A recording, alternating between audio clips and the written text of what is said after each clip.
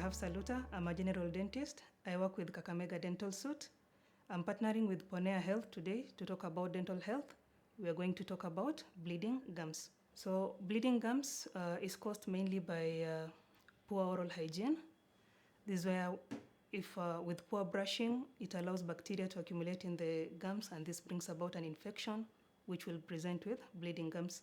Other causes of bleeding gums could be because of physical injury to the gums. This is from brushing too hard, eating hard foods. Bleeding gums could also be arising from a systemic condition, an underlying systemic condition. Maybe someone is going through hormonal imbalance during pregnancy, during puberty. It could be because of underlying medical conditions like bleeding disorders. The common one that we know is leukemia. Bleeding gums could also happen from procedures that we do in our clinic or procedures that are attempted at home. The common predisposing factors that could lead to bleeding and sore gums, these lie in personal behaviors. This could be oral hygiene, poor oral hygiene from the individual, dietary habits, which include liking of sugary foods, juices, hard foods. Also, another factor that could predispose to this is, as we had said earlier, medical conditions that someone has, like bleeding disorder or symptoms which could present with together with bleeding gums. An individual should watch out for are pain, especially pain at night, cavities on the teeth, the frequency of which this bleeding gums is happening. They also need to be aware of any medical condition they're being treated for, any medication they're taking currently, any foods they're consuming currently. So when you're coming to the clinic, we give a look into this and give you a full assessment of the problem.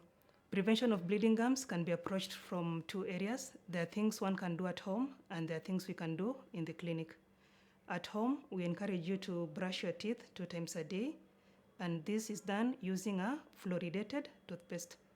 For those who are wondering, fluoridated toothpaste, any of the brands in the supermarkets are good. The ones that are bought in the markets, those ones have not passed through the standardization program by KEB, so avoid those ones. Another thing you can do at home, use a mouthwash. Any of the mouthwash prescribed by the doctor is good. At home, you have access to salt. You can make your own mouthwash at home using warm salty water, or you can use dilute hydrogen peroxide for rinsing after brushing. Another thing that can be done at home, eating a healthy diet. This will help improve the health of the gums. What can be done by the dentist at the hospital to prevent bleeding gums includes washing of the teeth. We call it scaling and polishing, where we clean for you your teeth, and when you're brushing at home, you are starting from a clean slate. Another thing we do as doctors, we identify any other underlying conditions that could predispose you to bleeding gums, and we treat them accordingly.